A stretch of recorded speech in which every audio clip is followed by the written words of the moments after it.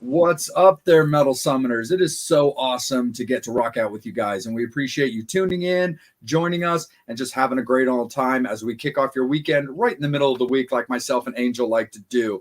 As always, welcome back to your Island of Misfit Toys, and we are super stoked for a great conversation, fun stories, talking about music, talking about life, and talking about experiences. It's definitely going to be a whole lot of fun tonight. Of course, we've got Angel Alamo here joining us, and we're actually being joined by, of course, as you guys know, a friend of the show, and also a great associate in rocking out with us and helping us out when we do things like M3, but he's also got a lot of amazing stuff that he does with Empire Extreme, as well as the side project that he and I do together in the Vampire and Devil podcast. So we've got Ron joining us as well, rocking out with us and having a great time as always. But first and foremost, we're going to jump right into it, bringing in our guest of the evening. We're really looking forward to talking to her, and we appreciate her giving us some of her evening to talk about all the stuff that's been going on in her life, because definitely he's got some fun stuff to talk about. But we have the hardcore healer joining us. We have got Veronica Caine joining us from Philadelphia. Veronica, first and foremost, thank you so much for your time this evening, and welcome to the Metal Summit.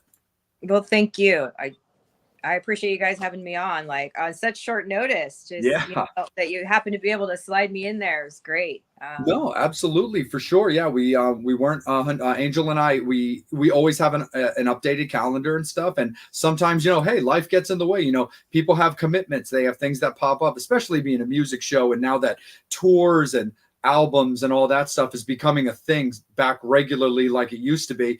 Definitely, we're always prepared for the possibility that something could come in as a conflict, which is no worries. But you had made a post the other day about wanting to get on a podcast to just kind of talk about life and talk about fun things, and I was just like, well, a mutual friend of ours had kind of connected us together as people to know each other, and so I just kind of reached out. And again, thank you so much for being down for the experience, and looking forward to us having some fun. Yeah, definitely. Absolutely. Well, first and foremost, Veronica, your most recent stuff that you were doing as far as just kind of being out there and working events is we have just recently had WrestleMania for any wrestling fans out there. And you were at WrestleCon with a lot of your peers and just people that you've known over the years from various projects, as well as vending your own stuff, which is the She's Hardcore line. So as draining as I'm sure it was, talk about that weekend, because I'm sure it was a lot of fun. It was a lot of fun. It was a lot of work. Unfortunately, doing the convention stuff during the day at WrestleCon, and having to do all that. Being a girl is hard. Having to get up extra early and do all this, and it's just exhausting. And then every night, I mean, in the daytime as well, but every night there's just like a list of where should I go, of all these great shows. So I was able to get to a few and have some fun and hang out with a few fun people, and I tried to reel it in. I was like, every night I will sleep from 3 a.m. to 7 a.m. That's the rule. Yeah. But yeah, no, it was great. It was a fun experience. And I didn't move to Philly that long ago. It hasn't even been a year and a half. So to come to the East Coast, and there's so much wrestling going on, as soon as I get here, it's just constantly, and then for WrestleMania to come was just like, are you kidding me? Obviously, as soon as they announced, I just was like, I'm grabbing a table.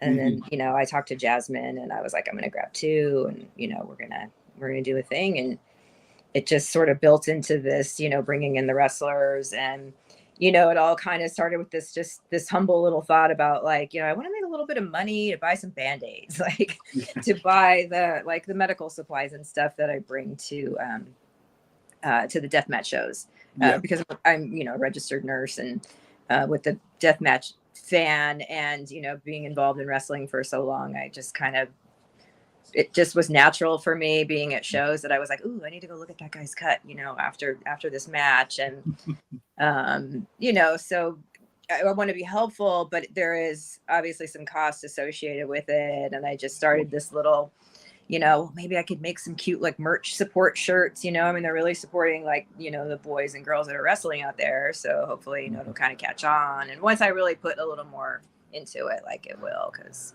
it's fucking cool. I got some cool designs. Absolutely, for sure. I mean, it's funny. So, like with the merch that we do for the Metal Summit, but also even just the stuff from being out around the con scene, like myself and Ron have done. There was a post that you made that really made me laugh, where it was right after WrestleCon. You were like, "Well, the only thing that's crazy about like." Trying to sell my own merch and whether I sell a lot of it or not is the fact that I'm spending money on my friends and other merch that I think is so cool. So it's like now I'm like I have to find a way to break even again, which is definitely something that Ron and I can relate to, because we were just in New Jersey ourselves at the New Jersey HorrorCon. And even when you're there working, doing press like we were, it's hard not to shop when you've got great vendors and great people around. Yeah. Yeah. No, I think that would be really hard. I worked so hard, and I was in like higher heels than I ever wear anymore. So, I wasn't walking too far to go check stuff out at the convention. I pretty much just beeline for our tables and whatnot. But yeah, it's been an interesting process, just, sort of. And Jasmine St. Clair has helped me a lot. And Lizzie Borden obviously helped with the shirts, which is great that like I get to work with my friends and do some fun stuff that way. Jasmine's like, she's kind of like my life coach when it comes to put up a YouTube, or you got to do this, and just trying to like network and the electronic stuff and social media and marketing and whatever, because admittedly I'm a little bit lax at it, but I'm trying to get better. It's fun. And the wrestlers do it too, and like just like bands do it. It's the same thing. We're all out there hustling. So Absolutely. It's kind of fun. Oh yeah, 100%. And before I kick down to Ron and Angel and bring those guys in, we spoke off the air about, and you had mentioned it already, that you just moved back to Philadelphia. It's been less than 18 months that you've been back in like a major city. And you were mentioning to me off the air that you were kind of living like off the grid. What was it about the change in location and kind of coming back to more a hustle and bustle type area? So I wasn't really coming back to Philadelphia. I had visited. Not so much coming back, but just relocating. Yeah, I'm from Silicon Valley. I'm from San Jose originally, but no, I was in the Central Sierra foothills, so the middle of California, and then the foothills of the Sierras. They call it the Mother Lode. It's like gold country. It's beautiful. I mean, like literally, they cut the Christmas tree for the White House. Like they cut it from the Stanislaus forest right there, and then they put it on that truck, and then they like drive it through the country. Our town is like the first stop. So I ended up out there just because life takes me where it does, and did a few years of this kind of mountain mama life, which it really is great. I love that kind of environment, but when the pandemic happened, and being in healthcare and being in an isolated area as it was, and then becoming like more like, and then it was just like, life just wasn't fun.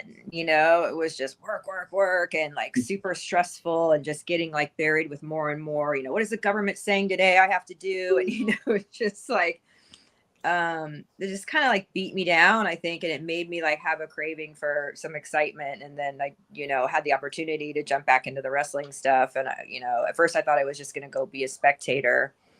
And then having the opportunity to sort of, jump back in for a little bit, and then realizing the need for a little bit of help. It'd be nice to have a little help there. And they don't have big budgets, any of them. So just sort of took it upon myself to be the deathmatch nurse. For sure. Absolutely. And what was it, as like my final question for myself this segment, what got you into healthcare? I didn't go back to to college. I tried a little bit like straight out of high school, and I just was distracted by just like trying to make a little money and have some fun. Well, I wanted to have fun, and I needed money to have fun. So, school was like priority number 3, and it seemed to keep, slipping away. And then my career trajectory did a thing, and then I finally went back to school. I was like 33, something like that. And I kind of had to sit down and go, well, spring chicken, you got to get a grown-up job. Like, you can't be jumping around the wrestling ring or doing, any other crazy stuff I was doing at the time. So I just kind of thought, like, what did I want to be when I grew up? I thought maybe I wanted to be a doctor or a teacher. And, I kind of put that together, and then, scaled it down to like the amount of time I wanted to, be involved in school and stuff. And I just thought this would be good, Nice. So yeah. And, it's good. It's good to help people. It's rewarding, it's, pays pretty well. And, if I want to move somewhere, I'm like, I'm going to move here and I'll have a job. Like when I moved to Philly, I didn't even bother to put out a resume for a month, because 2 weeks later I was like grinding, I'm like, it's just, it's that aspect of it's nice. But I definitely would say I've been missing, that creative outlet, or, just that little like escape. And so wrestling again jumped into my life, and it kind of took hold a little bit more so this time. Nice. I guess, it just hit me at like the perfect storm time in my life, where I was like, this is kind of fun. I'm going to ride this ride for a while and see where it goes. So. Absolutely. No, for sure, Veronica. Definitely. Absolutely. Ron, let's bring you in, my friend, our guest host for this episode. First and foremost, man, thanks for popping on and hanging out with us, bro. And take it away. Hey, no problem.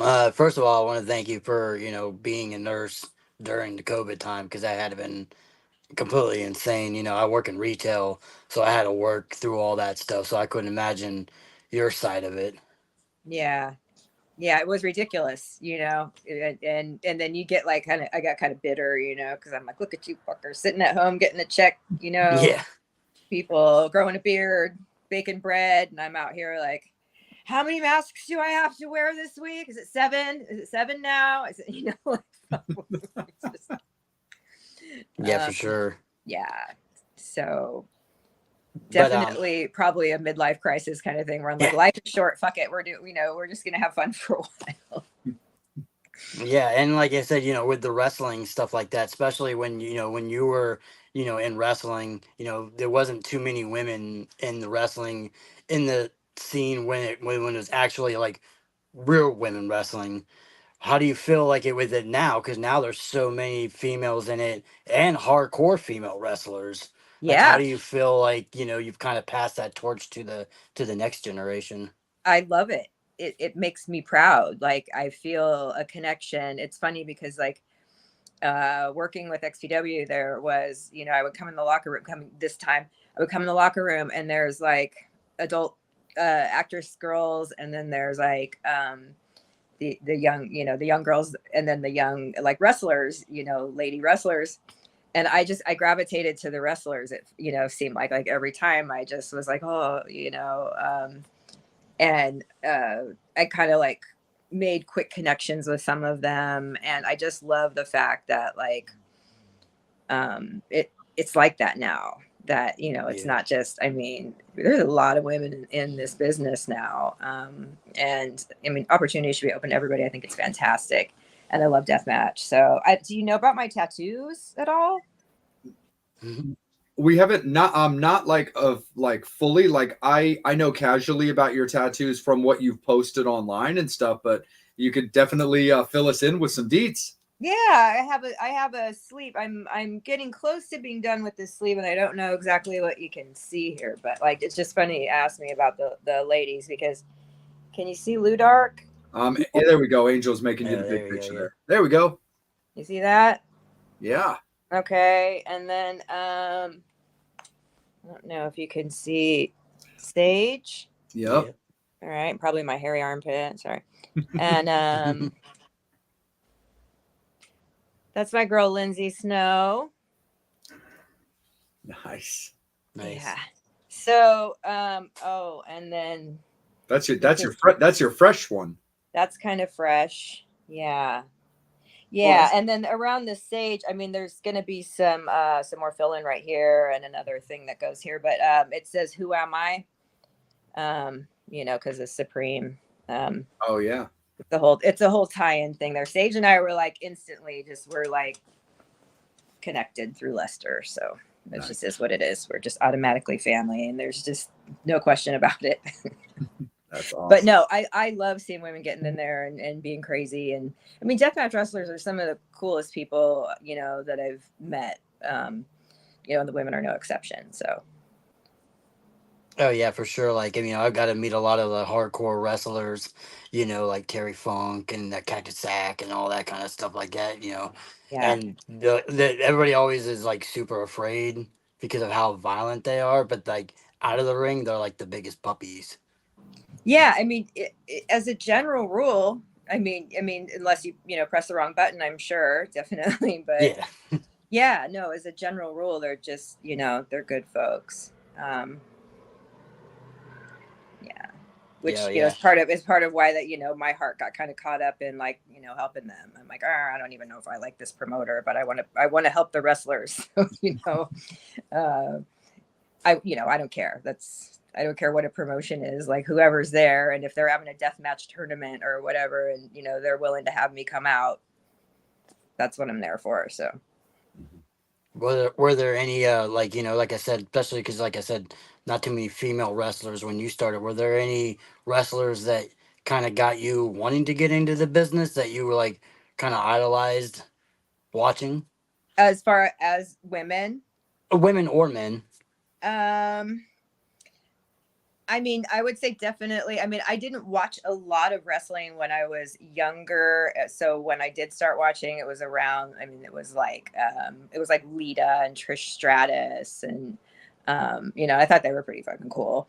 But, and of course you know, I saw like Glow and, you know, some of the ladies that were, you know, managers and valets and whatnot.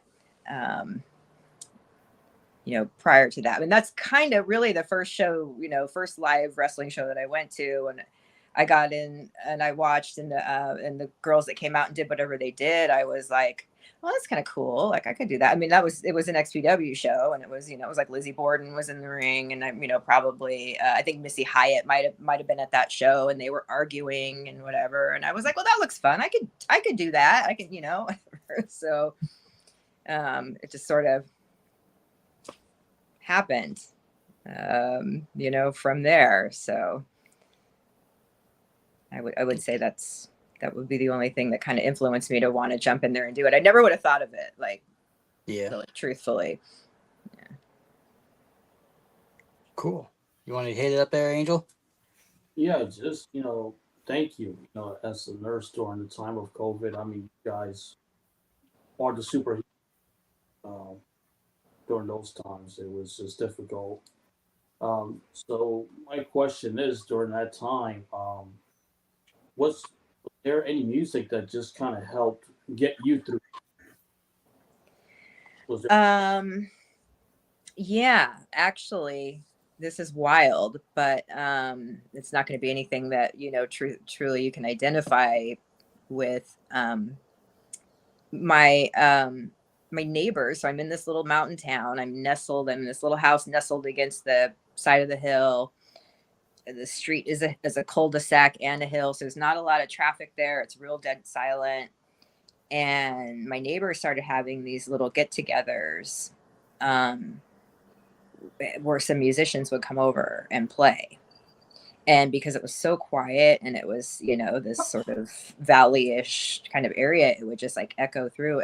But it was like kind of like flamenco guitar stuff. Like it was really beautiful, like complicated, you know, pretty, like not, you know, I want to say like a Spanish kind of flamenco sounding stuff or whatever. It was just like rich and, you know, amazing. So music wise, yeah, it wasn't like an artist that I could tell you like, you know, oh, hey, I was listening to a lot of Hank Williams or, you know, whatever. That was because it would be like Wednesday nights and all of a sudden I would hear the music. I'd be like, it's Wednesday.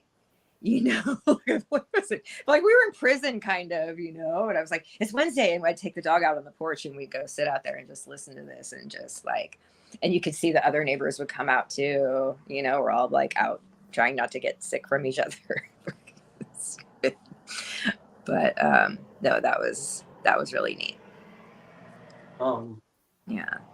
with wrestling, and again, I was covering an event back when WrestleMania was at MetLife Stadium, and the wrestlers was telling me how he did a wrestling event Saturday night in Virginia, then drove all the way to Jersey overnight to make it to the current wrestling that was happening at 3 o'clock. Mm-hmm. Is it with travel, sleep on wrestlers, especially in the independent scene where I know you guys got to rent cars to get point A to point B, all that crazy. Yeah, it's I mean that's a struggle. I've kind of seen, I mean, Mania week was like the example of that was just like insane how many shows people were doing back to back, like 2-3 shows a day. You know, Lindsay Snow was staying here at my place with her manager Ayla Fox, and they were like, I mean, it was wild. It was like 3 costume changes a day. They were like in and out, like, you know, napping for a little bit, changing, going to this party. I mean, they're a little bit younger, so they had the energy. But like, yeah, I mean, or these Japanese tours where they just like, you know, one after the next, you know, shows. But out here, it's just mostly people like hustling rides, I think, around, you know, the Middle Eastern, whatever you call it, wherever we're at. And I don't drive, which is weird. From a Cali girl, but to Philly, like there's no point in me having a car here other than to get to wrestling stuff. It can be a little expensive, you know, or you got to sit in a car with a bunch of people that smell funny. As Jay, Ron, my witness, if you're in North Jersey, an event, I'll Uber you for. Yeah. He was yeah, you cut just a little bit. Yeah, he was saying that like if you're ever like working in an event like with me or Ron or what you're doing and need like a ride in Jersey, he'll Uber you because he had helped me out with a festival I was touring, well not touring, that I was hosting. It was actually at the 2300 arena, the former ECW arena. But anyway, one of our bands was having a hard time with the communication for how to get to the venue. So I look at Angel, I was like, hey, dude, sorry to be this guy, but do you have any interest in helping me out and picking up Pretty Boy Floyd from their hotel and bringing him here? He's like, yeah, I got this. I'm off. Bye. I was being nosy. I heard Jay talking about, so I'm like, let me just be nosy and just stay right here because I know in a few seconds he's going to ask me what I really want to do. That's what friends are for, brother. Exactly. Yeah. I mean, friends helping friends. Yeah, and I got a band picture, which was the most awesome. That's all I wanted, was a picture with the band. So what better way to do it than by driving the band to and from the hotel? Yeah, no, it's exactly. I mean, when I first started going to the shows again down in SoCal, I was renting a car from my little town, and I was driving down to SoCal. They were there every other month for however long, 8 months or however long I was going to those, and so I would have the rental car, but a lot of the wrestlers and people were like flying in, and so I kind of was shuttling people back and forth between the hotel and the venue, and picking people up and dropping them off to get food and stuff. It's fun, I mean, it's not a big deal. It's kind of, fun because you get to sit and, eat with people and talk to people and hear stories and, and get photos and have memories and yeah, but it's so weird now, not driving. So yeah.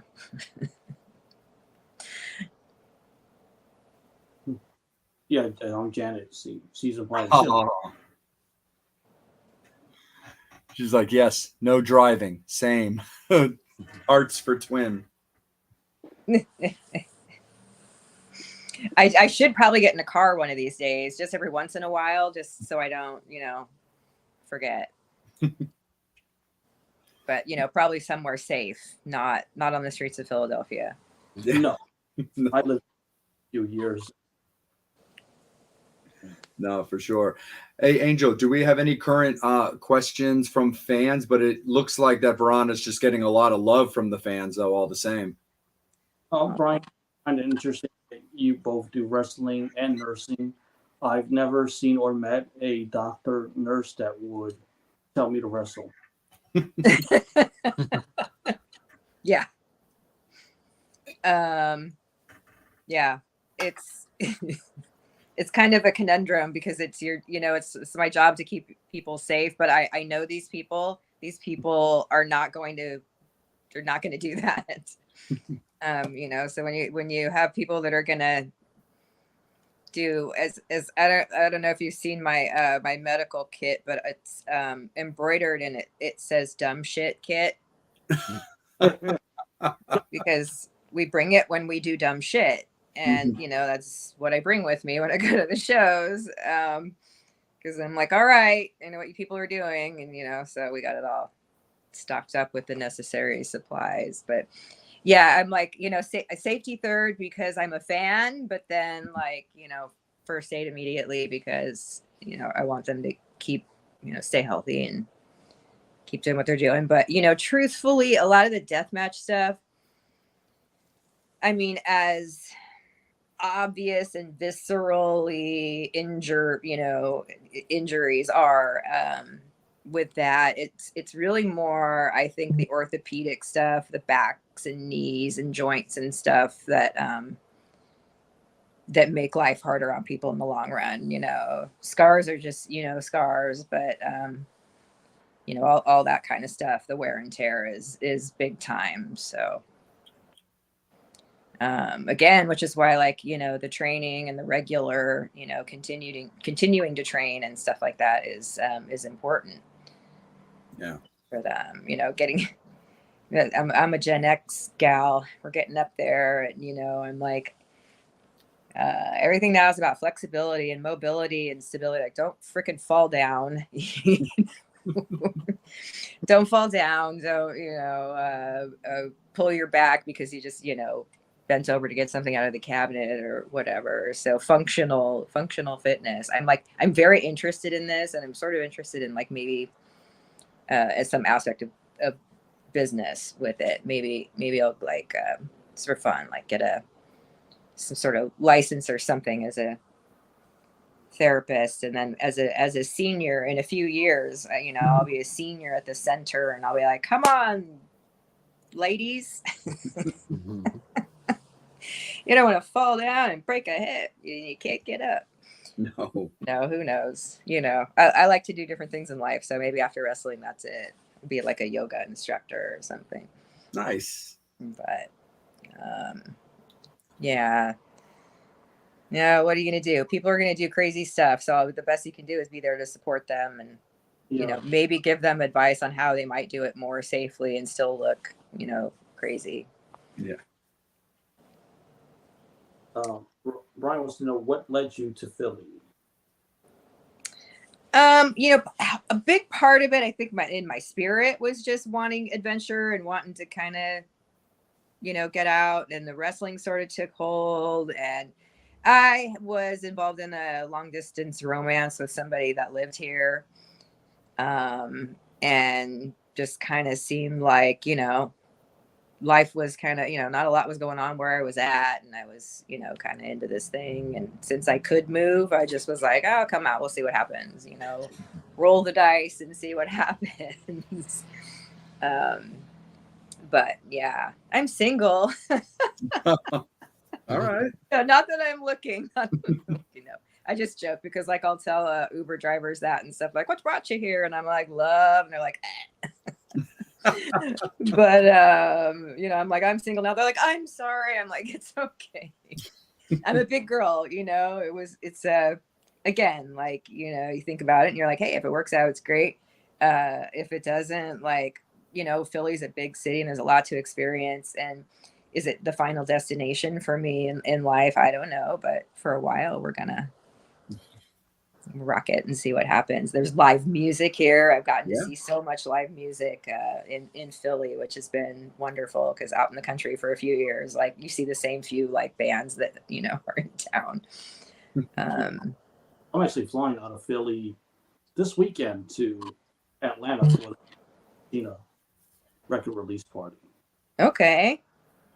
Atlanta's a town I really haven't experienced much, so I'm to check that one out. Now that I'm on the East Coast, I have such, more easy access to a lot of places, which has been cool. Hit up like DC and the Smithsonian and stuff like that. Atlantic City a couple times. Going again at the beginning of June for Tournament of Survival weekend with some friends.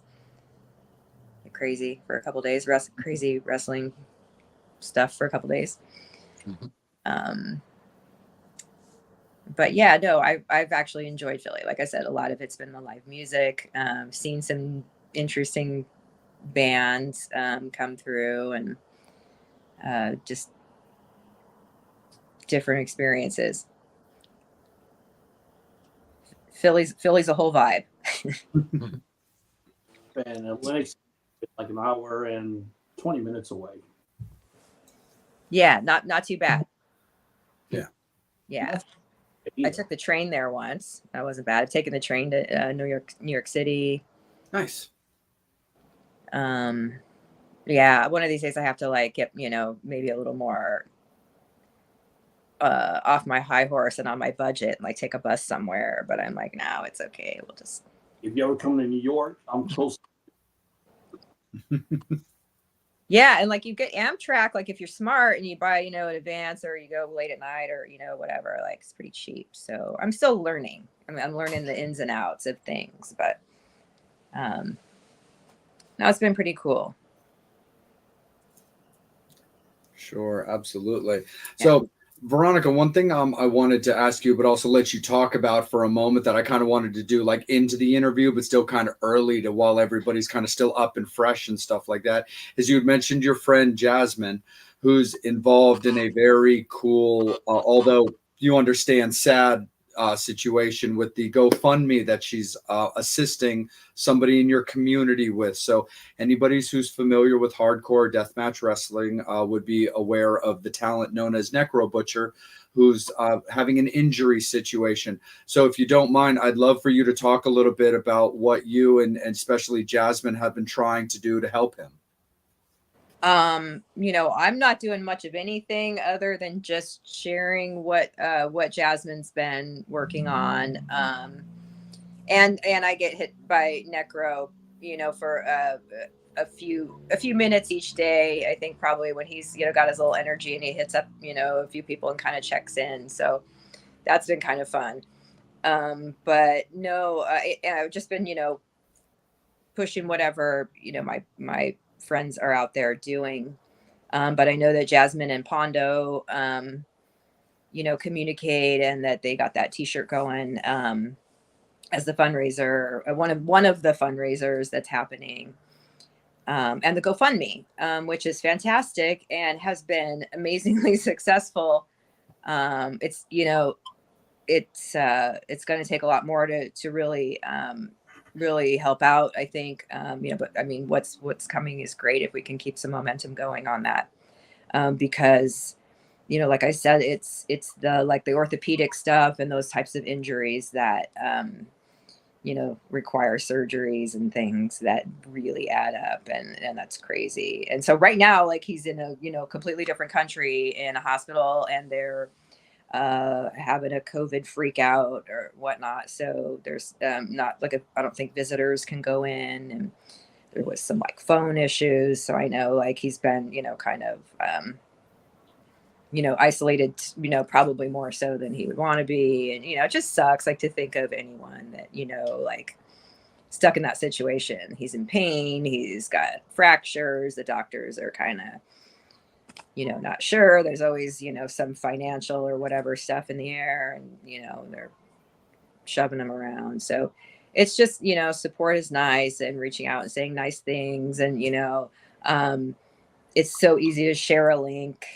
And, $5, even if somebody wanted to share something, is, that's lovely. That's more than $0. That's just a nice thing to be like, hey, I don't have a lot right now, but obviously I want to show you some support. And especially people that are fans. You know, I mean, it's I feel like they give us a lot. They literally give us themselves, and they don't get paid enough, in my opinion, obviously. And I don't think that wrestling promotions, indie wrestling promotions, are offering a whole lot in the way of good benefits, good healthcare benefits. So anyway, yeah, it's good to help your friends out, and I love that. You know, again, the collaboration that's been going on, people jumping in and helping each other out, and you know, Jasmine is a real, you know, go-getter when it comes to getting things rolling and organizing and stuff. So Yeah. and then once again, like Lizzie Borden has provided t-shirts. She's the one that they're going to be getting, the t-shirts are being printed through and they're selling. It sounds like, you know, gotten reports. It sounds like they're selling well. Awesome. So I hope that you have links. Maybe we can get all that, you know, maybe reposted afterwards, whatever, because I don't, off the top of my head, I can't tell you. No, for sure. I think they're new. It's, you know, their Rock and Horror is their t-shirt company, but their Rock and Soul print something. So we got to make sure we get the link right on that. I'm sorry, my brain is, you know, it gets a little fried throughout the week. But yeah, and there's, you know, there's other, I saw there's a t-shirt being put out in the UK, which is really cool. And, you know, I think some other things are going on where they're, you know, trying to raise some funds. I heard something like Big Japan Wrestling was going to be doing a fundraiser as well. So nice. Hopefully they, you know, get it together and they get him some care like soon, because he's just like basically like in limbo right now, and that sucks. Absolutely, for sure. Yeah, so Metal Summoners, the link to the GoFundMe through Jasmine's personal like official Facebook page, the Jasmine St. Clair Facebook page, is currently on our Facebook page, Metal Summoners. So you guys can find that right now if you want to donate to the directly to the GoFundMe to help Necro out. We will definitely get the links posted as well to the t-shirts and all that kind of stuff as well through the Rock and Soul printing company that Lizzie and her husband are in charge of. So we'll make sure that the shirts and stuff are up there. But fans, the actual GoFundMe is live on the Metal Summit Facebook page as we speak. So you can definitely find that very quickly, or you can just go to this Jasmine St. Clair page as well, because of course it's going to be right there. So we appreciate you guys, fans, and we appreciate you guys looking out for the community, our friends, our peers, and all that good stuff. Before I kick it down to Ron, we had talked also a little bit about wanting to talk about it, and that's kind of the niche and nature of this show. Thank you, Angel. Let's talk a little bit about music, Veronica. Like, what are you into? Like, you post on the She's Hardcore page, you know, various concerts and stuff that you're into. But like, as the old saying goes, who's in your CD player or on your iPod? It's you know, like those people that are like, I listen to everything, and then you ask them what they listen to, and you know, they're like, well, except I don't listen to country, or like I don't listen to classical, or you know, I don't listen to that like loud crazy like metal, whatever that is, you know. I'm like, it's all in there. It's all of it is in there. It's hard to find music that doesn't interest me. It was my first, no, I'm sorry, it wasn't my first job. My first job was at the movie theater. My second job was at Tower Records when I was like 18. So just always you know, appreciated it and wanted to absorb it. And you know, when I went to college, I'd be like, oh, I'm going to take this jazz appreciation, or you know, whatever. So there's a lot in there. I mean, let's see. What I don't even know what I was listening to right before. I tend to you know, cater to my mood, and oftentimes my mood lately has been to sort of like chill out. So I've been listening to a lot of like more new agey kind of stuff. Or like I have some kind of weird Norse stuff that I kind of like, some weird kind of, but I have developed a more I guess I got a little bit of an education in metal, shall I say. I got a tutorial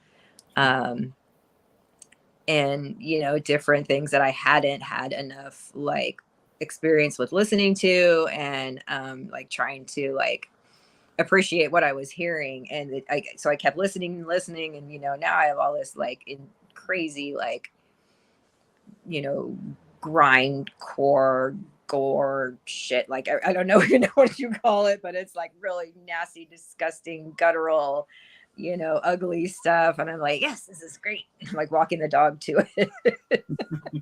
And then, you know, the next song that'll come on will be like some, you know, just something completely like, I listen to a lot of country. So you know, I mean, not as much lately, but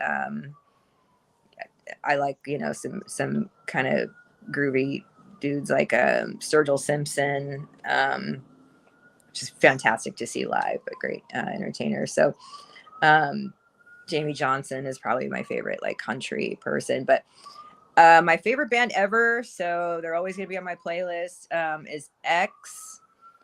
So it's a band called X, and not a lot of people. I usually get that expression when I say it, but yeah, they're kind of like post-punk, like kind of out of LA, early 80s.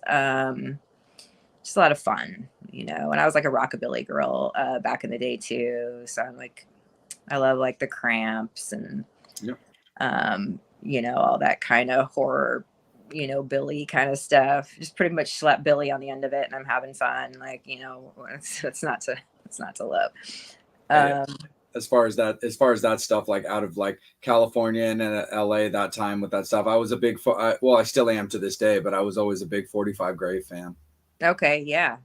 I mean, I was a little bit young, I think, but yeah, I think it was probably like 8th grade when I went to see them. Maybe ninth. No, for sure.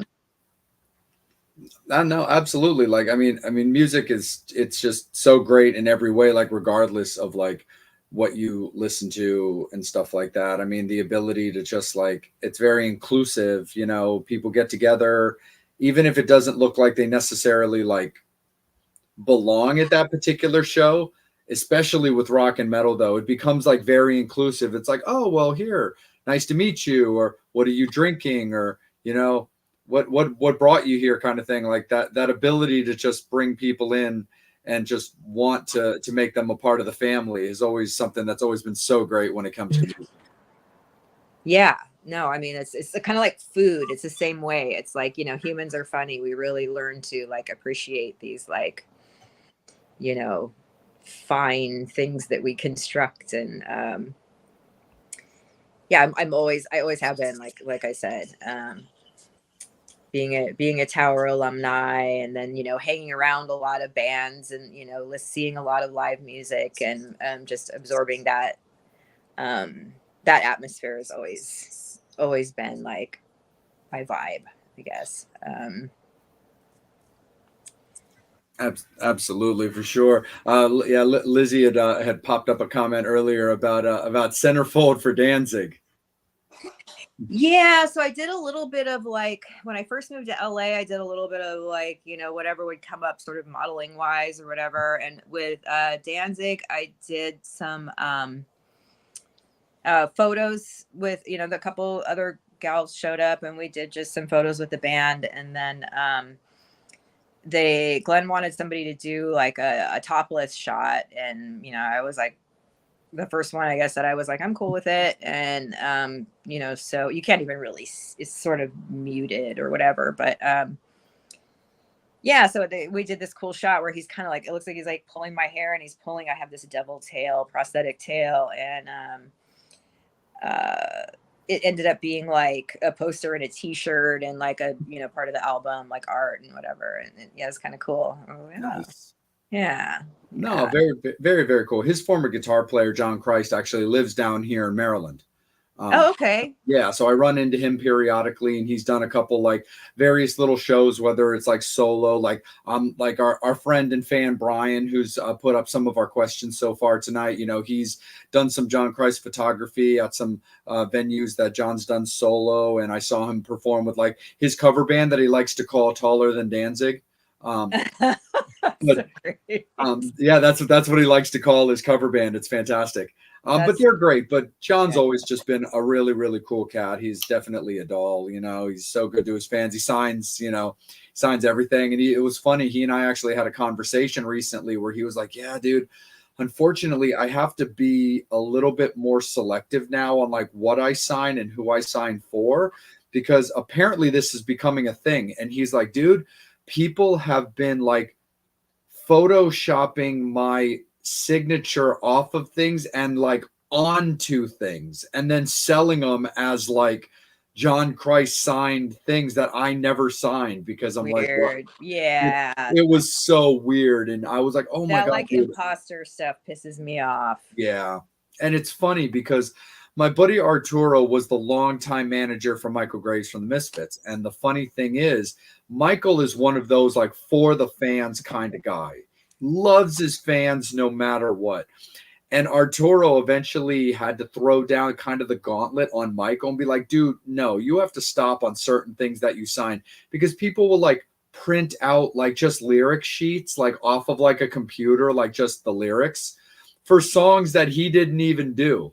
Like they're Misfit songs, but they're not from his era. And Michael would be signing these things, or somebody would bring some random obscure object, and Art would just be like, no, Michael, look, dude, I'm not trying to disrespect the fan, but you are not signing that, bro. Like nobody needs to have your signature on like a toaster. And I mean, I'm exaggerating a little bit, but that was just how like Art used to tell me the story, which I thought was kind of funny. That's great. That's great. But absolutely, for sure. Ron, let's kick it back down to you, my friend. Oh yeah, yeah. Segueing off the music and stuff like that, you've done, the nursing, you've done the wrestling, you've done the adult industry. Have you ever wanted to dip your toes into maybe making some music or writing music or any of that kind of stuff? No, not really. I mean, I don't think I have like the natural talent for it or the patience to like, sit down and try to like really learn it. There's a lot of things in life that, we can learn, but I think that's one of them. I don't think I would excel in the time frame necessary. I mean, I can carry tunes, so like if I'm in the mood, I might sing along. But I thought about writing. I think I talked about like said maybe I would write like a song, like a just like a really crazy, like a kind of like a Cannibal Corpse song or something. Some just like crazy, like with a lot of medical terminology and what I mean, like all the biological terms and like crazy shit. I'm like, that'd be fun to sit down and like write some song. And I know that there's some like some female bands that play some of that kind of music, and then I think the songs are like not very nice to men. Maybe I could write them a song. No, not really as far as music goes. I love to dance, I don't mind singing, but it's not in my creative wheelhouse, I don't think. Oh, awesome. And then, obviously, like I said, being a hardcore, wrestling fan, who has been your favorite hardcore wrestler to like work with, or at least like, or even meet or stuff like that in your career? Let's see, to work with. I mean, well, to work with is going to be my old school, the ones that I did matches with. So it's going to be, GQ Money and Chaos and Angel. Angel and I used to work each other, do cat fight style, basically. Yeah. And then we were in that crazy raw sewage match, gender tag team thing we did, and so obviously like that was a lot of fun for me. And we, because we trained, they, we got in the ring and they trained me and stuff. So I'm always going to say them, obviously. So I guess I would probably go more like to the,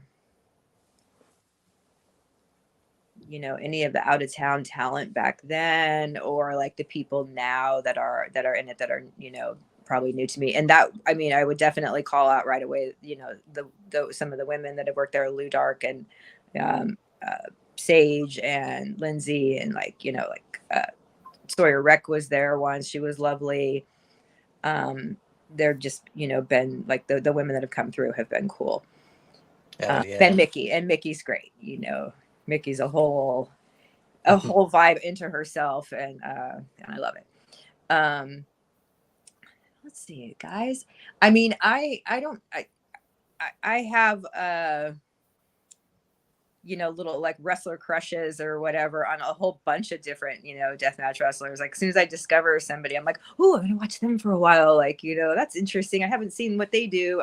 Oh, okay. And he's got, you know, he came from where, and you know, I kind of follow them for a while. So, you know, different wrestlers from different, you know, kind of aspects or whatever. I like, I mean, I really like Eric Ryan and the Bev and uh, Atticus and Otis and some of the, you know, some of these people that like I didn't get a chance to see like at XPW that, you know, I would see them at like if I went to like TOD or you know, or I'm just going back and watching stuff because I'm like, oh, that was cool. Like that promo was insane. You know, what's this guy about? Or, you know, whatever. So yeah, I'm having fun with that. And I like also like, you know, some of the international people. Pagano was on one of the first shows, and then some of the guys like Ciclope, you know, being on some of the XPW shows that I was at, you know, it was cool to see them. I'm excited for this GCW thing that's coming up because there's more like Japanese wrestlers on that than I've been able to like be at a show with. So that's kind of fun.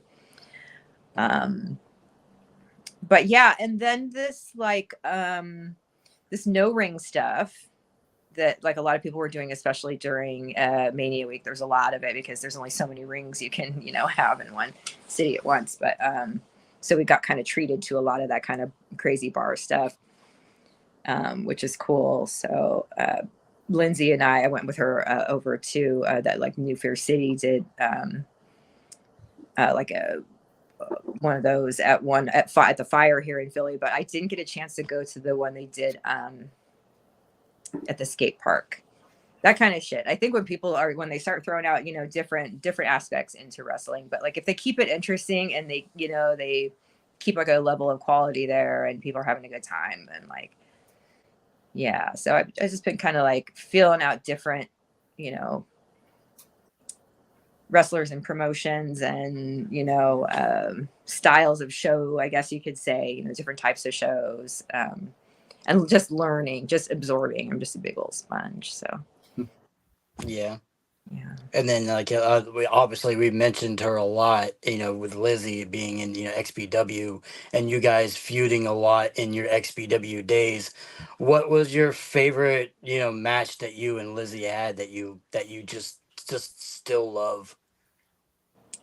I mean, it's two that stand out, and one is going to always be that raw sewage match because we put a lot into that. Yeah. But the other one was the buck naked match. Yeah. Yeah. Because that, I mean, that's wild. Like you'll, you know, the experiences that you have in life, and like standing in the middle of a auditorium like that, because it's pretty, you know, it's almost full circle, and the crowd was a pretty decent size, and you know, at the very end, I was buck naked. You know, just kind of like this, and they did just such a great job when I watched it recently on like YouTube or something, how they flickered the lights, Yeah. and stuff, and came out. That was cute. But and there was, you know, there was a few other things were out there with groups and stuff when it was like the Black Army and the Enterprise and stuff. Sandman worked with us once on one of those. It was wild. And then, yeah, every once in a while we'd get somebody like Shane Douglas would come, you know, we got to work with Chris Hamrick, you know, Danny Doring. So somebody came out here, and it was, you know, some of the East Coast guys that we got to work with. Because we ran in Philly. I don't know how many times they ran, but I probably was here 3 or 4 times back in like 02, 03 or something. Maybe 3 times, maybe 4. I don't know. Yeah, I mean, yeah, I used to go to the old ECW matches, and I've gotten hit by Sandman's kendo and or beer a few times. Being the extreme wrestling fan, we always wanted to get to the front because we always knew we were going to be part of the wrestling. So we Yeah. purposely wanted to get in the front. So yeah, I got hit by so many times with those guys. Yeah. It was fun. Yeah. No, I'm sure. I just for the first time was in the front row at a show, and it was a lot of fun. Something I've just never really gotten to the experience to do, and there was a lot of obviously glass and whatnot flying our direction, and I was like, Yep. Yeah, you have to be on your toes all the time when you're in the front, especially those hardcore matches with glass flying around, tables flying, splinters, beer cans, whatever, chairs. yeah. Speaking of chairs, that was the last time I was actually in the ring, was in October of 22 at their like Halloween in Hell 3, I think. And yeah, the floors, we were cat fighting, rolling around in a bunch of glass, and there was a clusterfuck. Everybody was out there, and then I ended up getting power bombed into the chair, and the glass and everything. I have a pretty good cut on my shoulder, but yeah, it can get dangerous out there. Yeah. Oh yeah, for sure. For sure. Yeah. Oh yeah. What But about you, Angel? You ready? Got anything for her? I got a funny question from Brian. Oh no. uh-oh. Angel, J, Oh, and jeez. B, what should they wear in the ring? If what now? What should our What's it say? and what should we wear in the ring? I guess if you had to give Jay and Ron a wrestling name, Oh, okay. Sorry, like the first part was cutting out. So it's what's your name, what's your gimmick, and your all that. And Yep. then what would we wear? Wow. I mean, that's there's a lot going on there. Well, okay, so I would start with I think Jay's easy. He's the rock and roll junkie. And he's got unfortunately he's probably got to work that junkie gimmick a little bit. Like he just can't get enough rock and roll. Obviously then you're gonna have to look really cool, and I'm sorry to tell you, probably leather pants are gonna have to be involved. Just Cool. life. It's the life of a rock and roll junkie. Yep. All right, and then Ron, is that who we're doing? Sure. Yeah. I see now. I can't. I don't know like your handle or enough about you. So let's see. What do I know? What do I know? What's on your shirt? What's that say on your shirt? The Haxons. Is that the Hansons? No, the Haxons. It's Piggy D's from Rob Zombie's band. Yeah, the Hanson. I'm wearing a Chris Hansen shirt. Okay. No, I was thinking like, are they called the Hansons in that slap shot?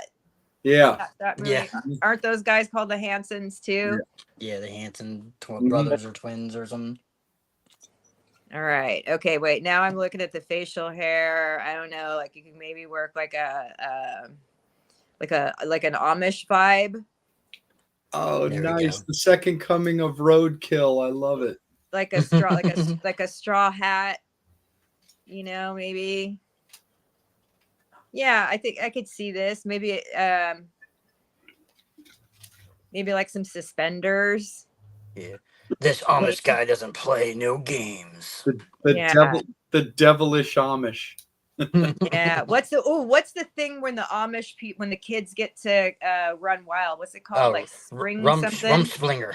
Rumspring. Yeah, maybe that's what you should be. You should be like there we the rums, like the Amish boy gone bad.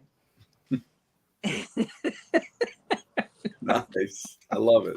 I'm doing all see this it. just off a beard. That's it. Like, I don't know.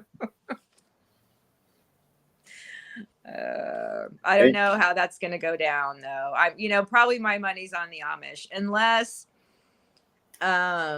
you know, he's been out there just like really living it up, doing too many narcotics or something, or he's hungover from, you know, being at the club all night. Maybe not. Yeah. Nice. Yeah. It's a good one. I don't know what your theme music would be. I don't know. I don't know what your entrance music would be. Probably maybe Weird Al's Amish Paradise.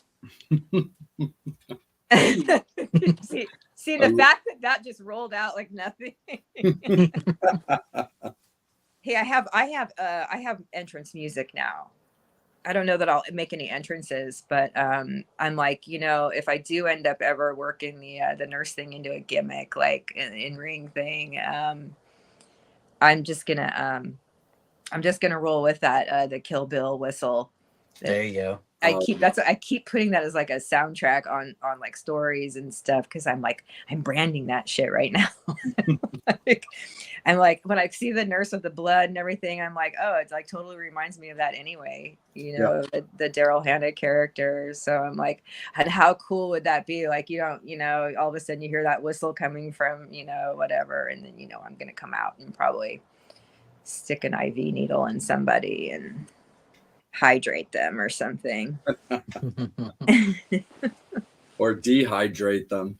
Yeah, exactly. Well, as you know, and I wanted to kind of work the nurse thing into a gimmick and do like do an IV in the ring.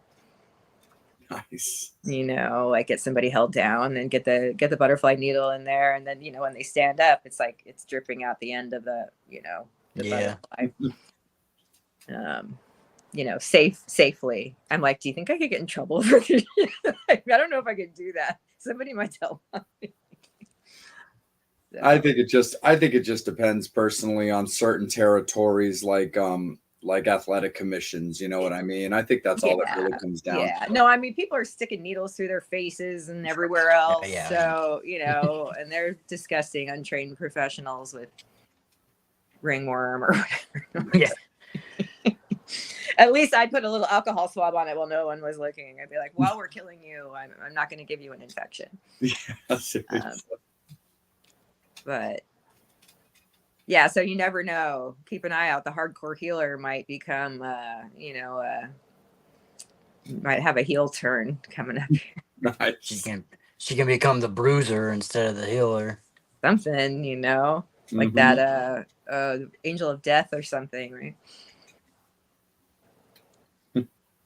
Oh, that's hilarious, Brian. I want to be hydrated by the Ramones. Okay. Instead of sedated. That's hilarious. Yeah. That's something that I may get into too as a nurse, is just the new trend of everybody getting IV drips, you know, with vitamin infused or whatever it is. Anti-aging, whatever goes in there, which I'm completely down with it. I don't think people should get them too often though, just because if you don't need needles in your veins, you probably shouldn't. Yeah, for sure. But yeah, I might incorporate that into, you know, like the wrestling nurse thing is like maybe like B12 shots, vitamin D shots, you know, little hangover cures, little something to keep, you know, vitamin B to keep people going, or, you know, whatever.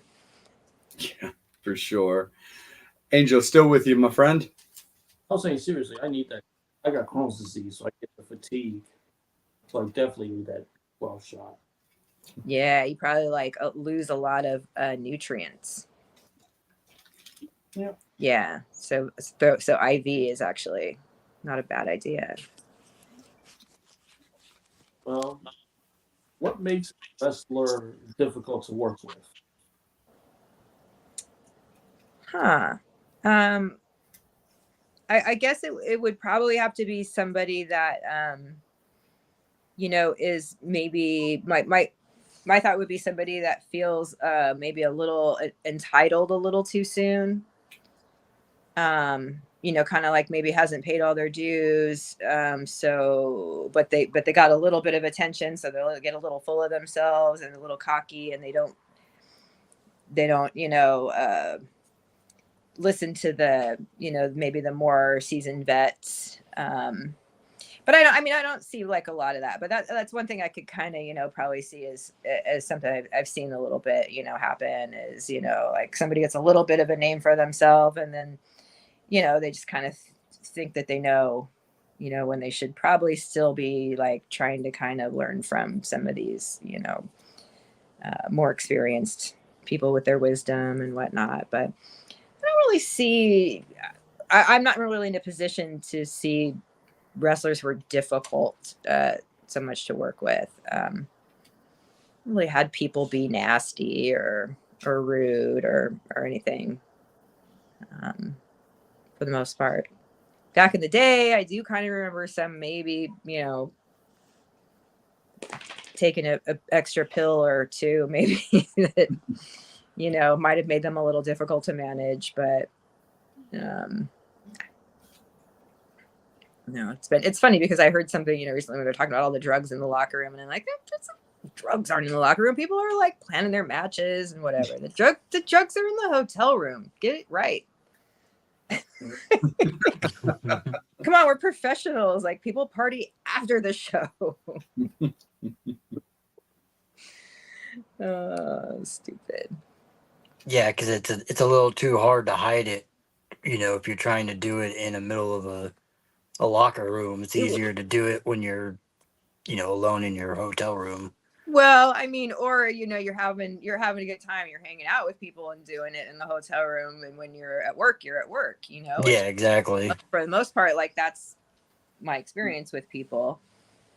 Is that they're there to do the job and party later. Sometimes, not everybody parties, but it's always been a fun group, to hang out with wrestlers and hang out with them, traveling. Oh my God. But yeah, all the crazy stories and sometimes lack of common sense that just, is befuddling, but it's also so freaking entertaining. It's just, I tell the one story, like how one time on a Philly trip, we had to just everybody, from that show, the XPW show, had to get in a van, like pack your shit, get in a van, and like change hotels, because a couple of people, a couple, boy, male and female, had an argument, which got us booted out of the hotel. So yeah, it's just crazy, people doing crazy stuff, doing drugs, and being young and being foolish and whatever. But nah, for the most part, people just drink a lot of beer. Would you ever consider writing a book about your life and careers? It's been suggested, and it's I mean, definitely there's been travels, and I've met people and seen and done some things, but I mean, I don't know that it's necessarily a book. If it's some sort of memoirs, but I do like to write. I like words, and I do like to write, but I don't know, maybe short stories or something, of some experiences, but not like an epic, autobiography or anything. No, I do like them though. I like to read people's autobiographies and documentaries and stuff like that. Big film fan. I mean, that was my first job. But and true crime, I like the real stuff. Those crime Mm-hmm. Say that again, Angel. You cut for a second, buddy. those crime shows, they make me scared about dating sometimes. About dating? Yeah, those crime shows, like. Yeah, you mean because like of those? What's that show like? Cracked or what's it called? Snapped or something like that. Like, Yeah. it's usually Women who just, kill. like, who've just like had it up to here and they're done with your shit and they just take the pillow and no, I don't. I guess I know what you mean, but yeah, there's a lot of psychotic people out there. One of my favorite, actually, that I didn't watch that long ago, on Netflix, the one about the Cecil, a documentary about the Cecil Hotel in Hollywood. Yeah. If you get a chance to see it, check it out. It's kind of cool. Because it kind of ties in like the true crime and just the history of the hotel, and the evolution of it all, and what it was and what it is now, and the Tenderloin area there, or Skid Row area there. And then if you happen to be somebody that watched American Horror Story and you watch the hotel season, it like ties together, and it's kind of cool. And there's even like a death metal guy in there that gets like gets accused of being a murderer when he wasn't. It hurt his feelings and he became emo. Yeah, I mean that's pretty much what I do. I watch crime docs constantly. Yeah. Yeah, my girlfriend Megan got me into, and rightfully so, because it's amazing. And now we're both just big fans and watch it a lot. Is she got me into that Dahmer show that they did on Netflix? Yeah. Like, it was so good. I mean, Evan Peters was absolutely, Speaking of American Horror Story, exactly. Speaking of American Horror Story, I mean, he's will he ever not play a lunatic? Yeah, true. Even the little bit of comedy stuff he did, playing like the Quicksilver mutant in like X-Men or whatever. But yeah, it just always seems like he's playing some kind of like ill-gotten like villain of some kind. But he was just so goop on that. Oh, hey Jasmine, how you doing? Hi girl.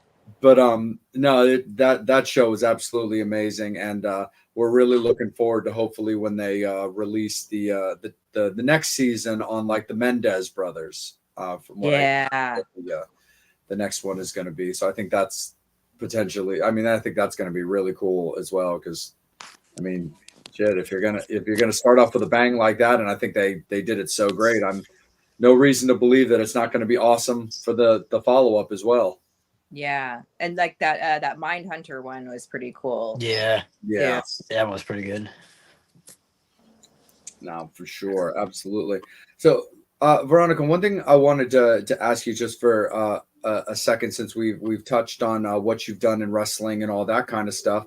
When you, like I said, myself, Ron, and Angel are very big into just overall positivity. But when you look back at XPW as a whole, how do you just kind of look back on your time on that? Like, was it positives for peers, of course, and opportunities and stuff like that? But just how do you look at XPW experience as a whole? And of course, what you want to talk about is completely at your discretion. Yeah. So, I'm somebody that I think the smartest thing to do is to take everything positive that you can from an experience. There's always lessons, there's always growth.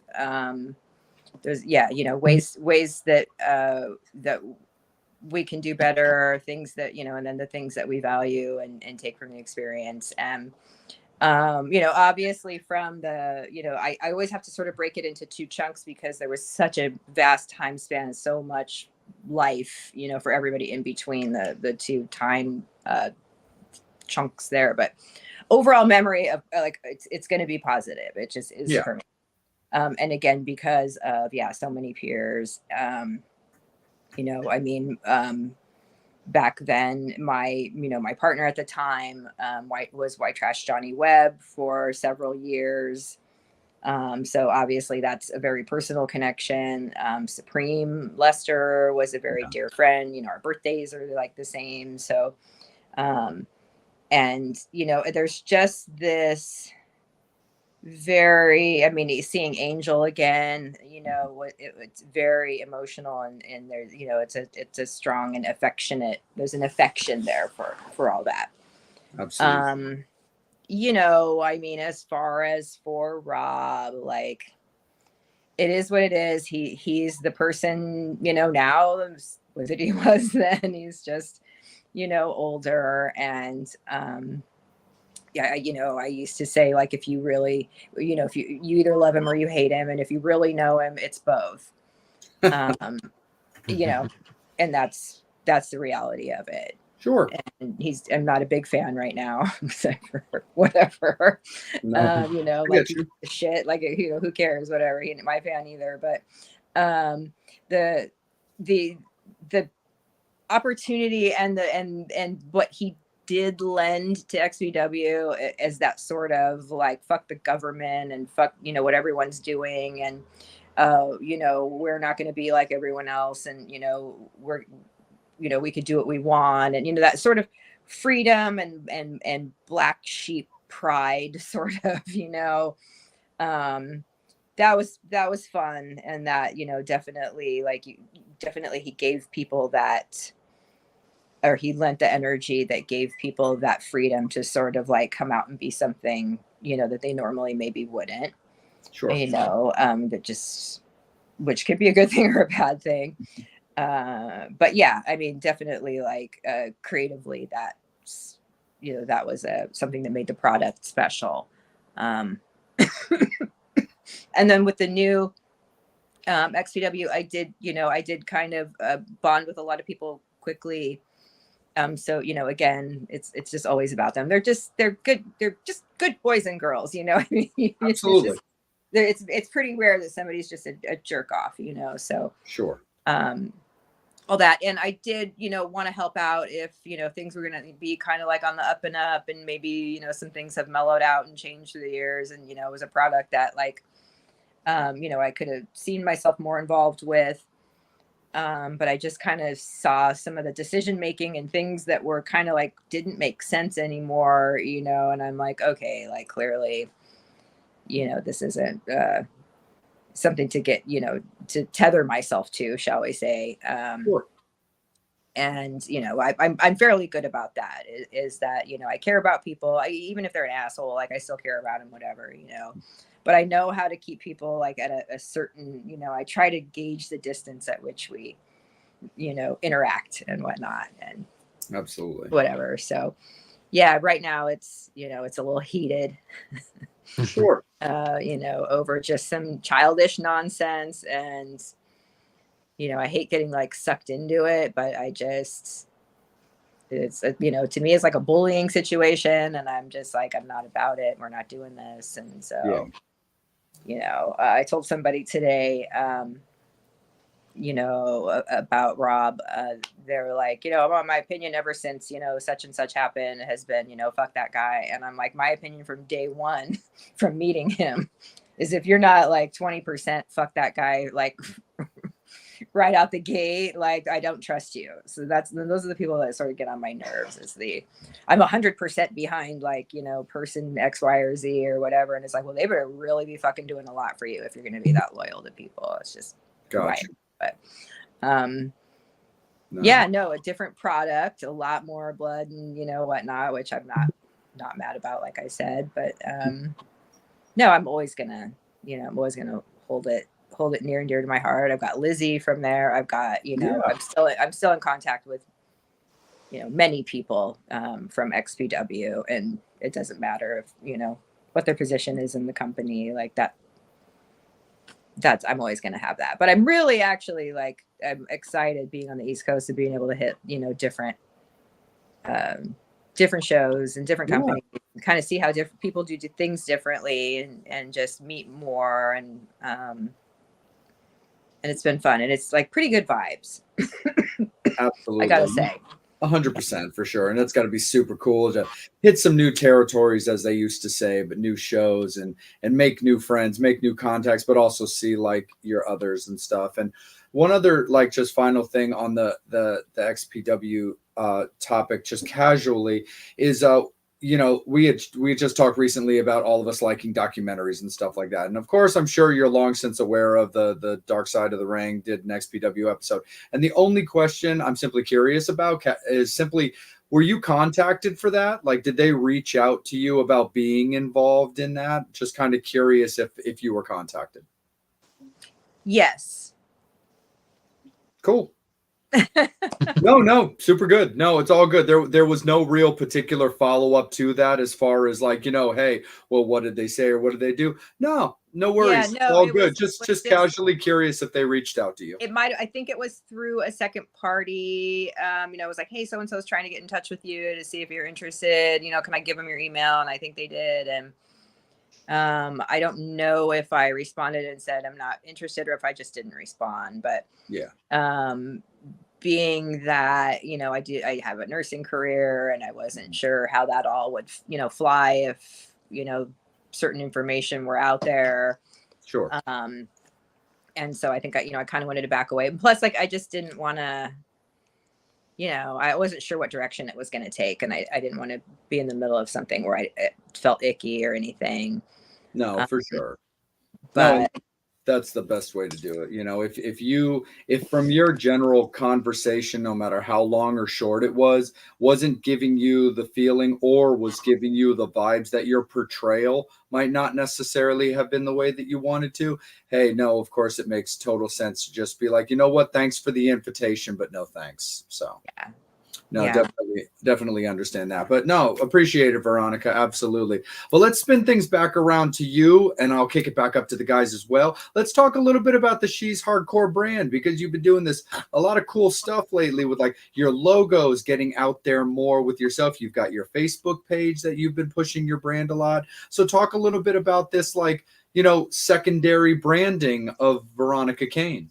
Yeah. So, I think the sort of motivation factor for me was that, I was out here on the East Coast. I came out here with basically no friends, I don't have people on the East Coast. I had a romantic interest that, didn't pan out, and, was also as kind of a source of stress for a long time and whatnot. So, things that had gotten sort of weird, and I felt sort of like a little bit pushed out, basically, of the being involved in the wrestling as far as in the ring stuff, which was where I kind of thought, like, do I want to like really make a run at this and try to like be in the ring again, or is that really what I want, or is it just that I want to be a part, and I want to be helpful, and I want to be involved? And I mean, it's a little of both, obviously, if I'm telling the truth, but where I can really be of most value is helping people. So go with your strengths. And so that sort of like was this almost like you're not gonna keep me down, or you're not gonna kick me out before I'm ready, or whatever my sort of like a little bit of a pissed off motivation kind of was, or whatever. I'm like, I'm gonna sit down and think about this and like come up with kind of a plan. Like, I'm not just gonna float around with my medical bag like, hey guys, whatever, because I quickly started to realize, like, the cost can add up, and the time is time consuming and whatnot. So I'm like, I'd like to be able to do something where I'm not just sticking my hand out like, well, somebody please give me some money to help with this. I thought maybe if I make a cool product, that it would be a more honorable way, I guess, of going about like raising funds. I just felt like, and plus it gives people something, and it gives them a piece of a little like, hey, like I'm a wrestling fan and I help these people. So back up, I guess, just sort of like She's Hardcore has been my my most recent handle on on social media. Just something that sort of popped up because people would say it to me, they're like, you're hardcore, because of X, Y, or Z thing that I was doing. I'm like, oh, am I? Okay. Or they'd say it about somebody, and I'm like, and it just I thought it was fun, because it's kind of true. And then with the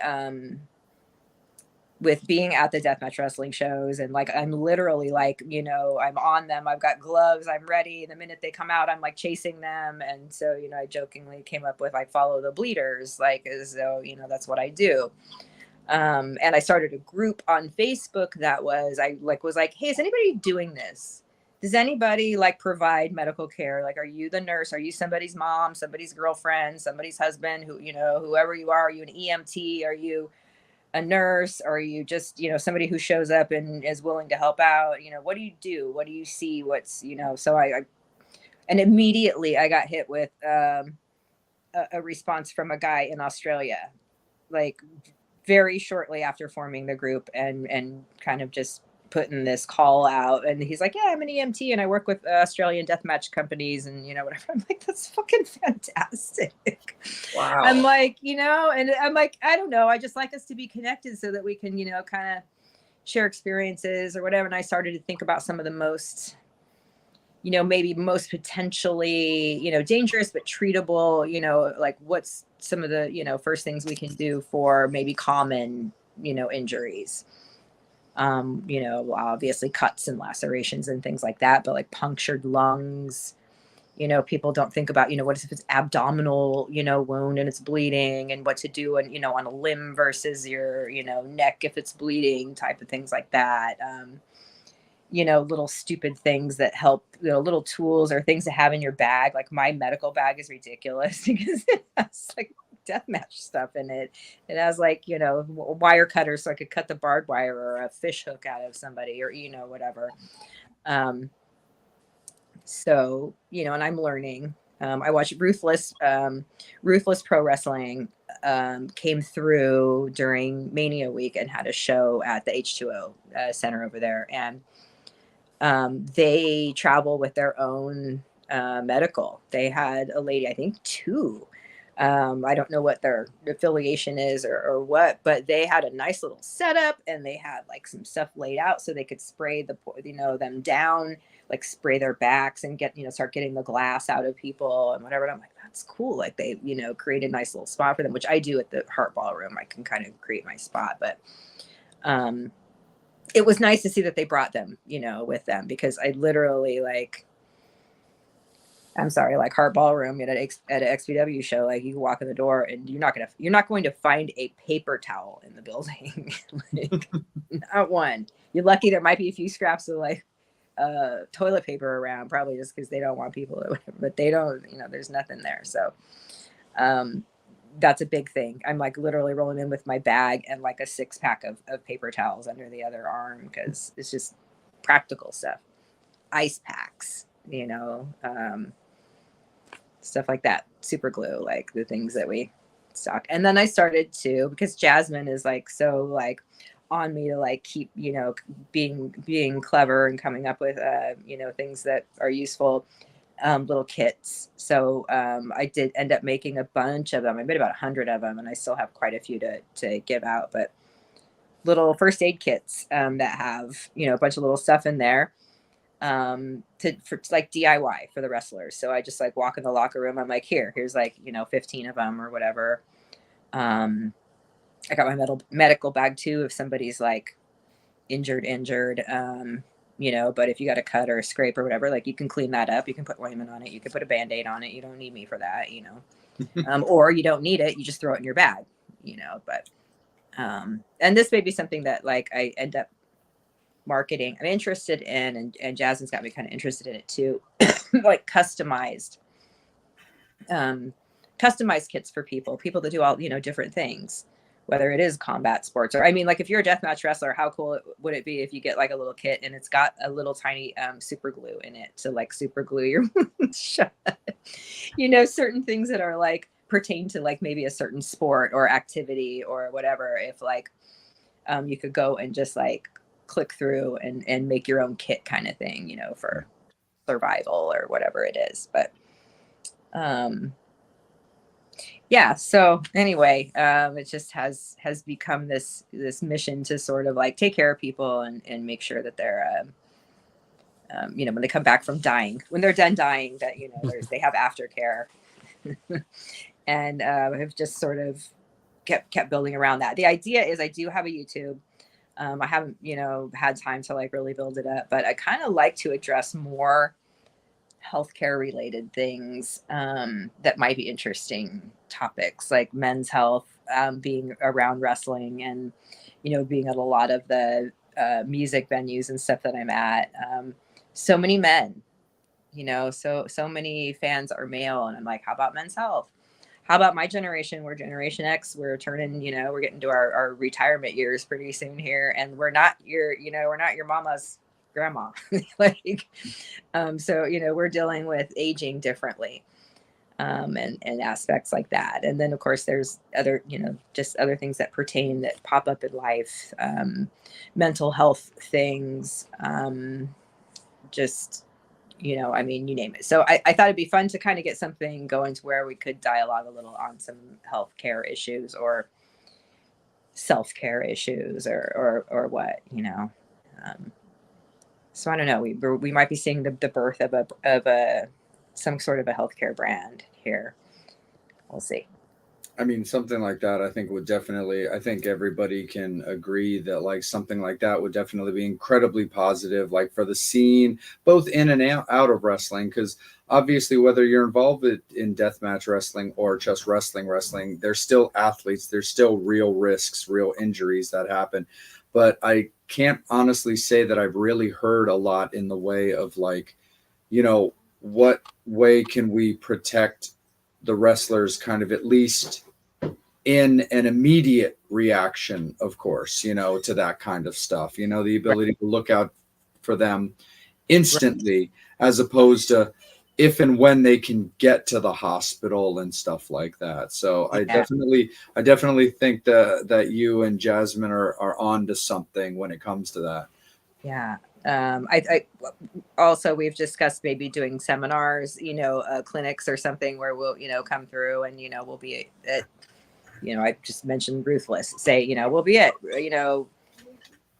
their whatever facility, and, anybody who's a fan, like come down and get, I don't know, CPR certified, or come down and take a basic first aid class with us, and we'll show you, I mean, because it would be amazing. Just sometimes like people don't have to have all that much skill. It's not like you have to be a medical wizard or anything. It's just like, can you come in here with a pair of clean hands and hold this freaking guy's skin together while I glue it shut, or whatever. It's just having hands and having people that are like, hey, I keep this, and, I keep stuff in my bag that people don't, think about. I keep like a headlamp, a little like flashlight dorky thing that like you wear around, because you know what, those things are amazing. Like, you don't have great lighting, now you do, and guess what, you have two hands that still you can work with. So just kind of keeping it practical and specialized for what we're working with out there. Yeah. No, very cool. Absolutely. So Metal Summoners, I do want to let you guys know we still have a little bit of time with Veronica. Everything's going great. It's been a great episode, and we appreciate your guys' all constant support. So we're going to rock and roll for a little bit longer, of course, but it is last call for alcohol fans. When it comes to final comments, questions, anything you want to say to Veronica directly, anything you want to ask her as far as questions and whatnot, don't be shy. Put them in. We always clear the board, and we'll always make sure that we get to them. But it is last call for alcohol fans when it comes to comments and questions. So just keep that in mind. Ron, let's kick it up to you, my friend. Yeah. Piggybacking on what you guys were talking about with the helping, wrestlers with the health part of it. You were talking about the mental health. I don't think there's enough help for wrestlers and their mental health. I mean, unfortunately, we have lost, a lot of wrestlers from mental problems and depression and stuff like that. So it's you talking about that. It'd be really, really cool to have something that they can look to or go for to help them out, because it's especially in an industry that's supposed to be macho men, a lot of them don't want to actually like go for help because they see it as a sign of weakness. But in all honesty, we could probably save lives doing it. Yeah I agree. There's also an aspect of somebody's psyche, if they're drawn to participate, or maybe even just be a spectator or whatever in a blood sport. Almost like there is a little bit of lack of care of whether one lives or dies. which can definitely have a little bit of a root maybe somewhere in a little something, a little mental health, kind of thing. Yeah. Because, being like at my, midlife now or whatever, and sort of having a little bit better understanding of that, like, I'm good. like, if it's not good, like, I'm not really super interested in sticking around till I'm 100, like, Yeah. it's like I'm starting to sort of understand that mentality a little bit better. Like, I just want to enjoy things and have a good time. And like, when that's done, like, that's done. And, I'm like, oh, okay, now I kind of understand, like, maybe how some, like rock stars and, people, wild ones like the wrestlers and stuff, might kind of be just, I don't know. Yeah. I mean, yeah, especially for us as spectators, because like when you're watching a death match, as a spectator and as a fan, you want them to do that crazy shit that's almost gonna kill them because you Yeah, want to see that. But then on the aspect of it, you don't yeah, realize that they're a person, they're a human being. You don't want them to kill themselves, but then you almost kind of want them to too. So it's kind of like a yeah, weird. It's like a weird fine line between how yeah. far do you want to see them go, Well, they're because doing it. obviously that you want them to see them go to the extreme, Yeah. but to a point where no one's gonna go home, fatally injured. Right, right. But I mean, I didn't even really think about this previously. Now we're having a psychological awakening, but like, are they doing it for us in a way? Like, in a way, are we watching them, kind of self-destruct so that, like, Yeah, we sort of live vicariously through that for a while? That's why we don't want them to get hurt, but I don't know, it's interesting. It's Humans are interesting, and we've been doing this, our bloodlust has been a long-standing thing. Although, there is definitely a different aspect. Obviously, it's not like we're watching gladiators where somebody's gonna die, yeah, yeah, or we're not watching execution, like cheering it on, or whatever. It's not like malicious, but um I mean, there's more of, I guess, an affection, but for having affection for these people, we sure do want them to murder each other. So yeah. Yeah, for sure. And then, like I said, even with that too, like adding to the stigma, what things can you say to kind of further, people from having that stigma about women in wrestling and, in the entertainment when you were in the entertainment, because there's so much, negative stigma against women wrestlers and the women entertainment, side. So, what can you say to, to that to kind of keep people from judging before they even know, what really is going on. yeah, I mean,